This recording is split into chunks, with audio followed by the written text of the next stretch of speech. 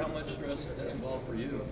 Not much. I thought we were just going to go down, and but we went down swinging. I mean, we finally, with about two minutes left, we finally got the tempo going our way. We went out and trapped a little bit with Taylor and getting the ball out of his hands. He was pretty much doing what he wanted out there, and guys came up with big plays. Dustin, after having a tough little stretch there at the beginning of the half, put him back in at the end. He hit a huge three. We got a couple steals with the full court press, and obviously Monte made just an unbelievable individual move out there to finish out the game. Monte said he broke the playoff just a little bit at the end.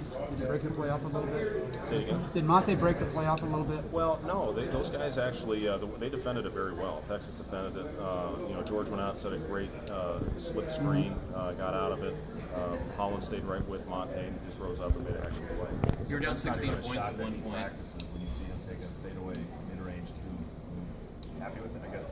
Tie game, Well, yeah. I mean, you run that play to try to get to the pin, or if both of them go to Monte. We ran that play a couple years ago, and George got a layup against West Virginia, and then ran up into the third row before 4 seconds on the clock. But yeah, I mean, you obviously want to get to the rim. Similar play we ran for DeAndre against North Carolina last year. But yeah, I mean, they defended it great. Monte did an unbelievable job. Fred, you've been in a lot of big games, big moments. How do you describe this one, kind of in your coaching career? This has got to be one of them. Yeah, it's hard to describe. I mean, we just every time we made a little run, they had an answer, and that can be deflating. We'd hit a shot to cut it to 7, and they take 33 seconds off the clock and hit a 3. And then it gets back up to 10, and that could cause some quit in some guys, but our guys found a way to fight through that and just make play after play down the stretch. But hard to describe, I guess, is the way that I'd answer that question, because it just seemed like we could never quite get it to where we wanted, and then we get a couple steals in the press, which that's a tough team to press because of Taylor's ability to get the ball to the floor quickly and get 2-on-1s on you. But we sped the game up. And again, ran a double team at Taylor to get it out of his hands. And we worked on that a lot because what he did was make games. So that was good. 9.5 minutes first in the first half. What's going through your mind there? You guys could score. One pretty much. It's not for us. We think that's a good thing to hold on this time. Again, you guys stuck together. I thought actually some of those possessions we defended. They had a great game. They were going to take that thing into single digits and go isolation and try to draw help and hit shots, and they did exactly that.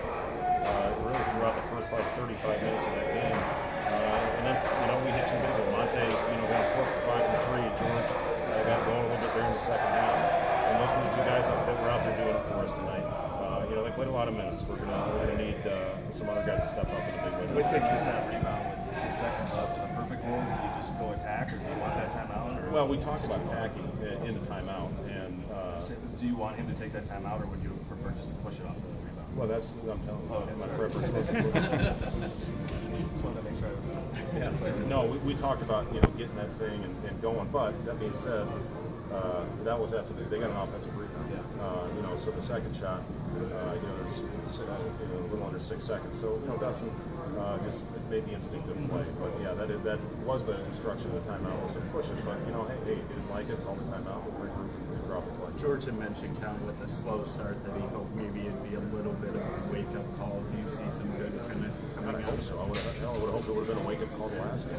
So we'll see. I mean, again, the guys played a lot of minutes. I'm glad we played a late game tomorrow. Give our guys a little bit more of an opportunity to get some rest. And again, we're going to have whoever we play in the two Oklahoma schools, we're going to have a great urgency if we want a chance to win. Coach, what you said to Jamie, what did he say back to you? Well, he got out of ICU just a couple hours before the game. I talked to him last night and had a really good conversation with him. I don't think he remembers what we talked about, but it's obviously like he said to me, he said, you just don't know what it's like until you actually go through it yourself. And you got to cough into a pillow, you got to put a pillow up on your chest.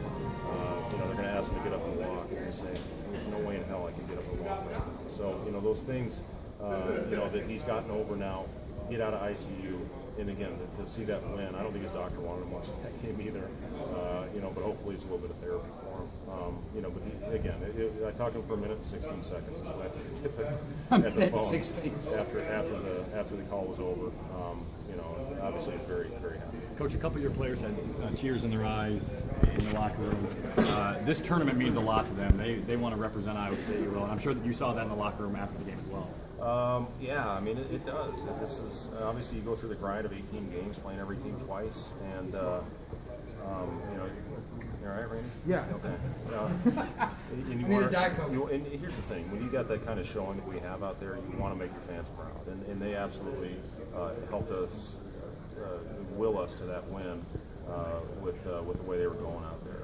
They never got down. They kept going. Our guys were actually looked like they were playing more cheerleader than defense out there, but they kept the fans going, and they were awesome. They were absolutely awesome, and I know our players want to represent our fan base in a great way. You talked about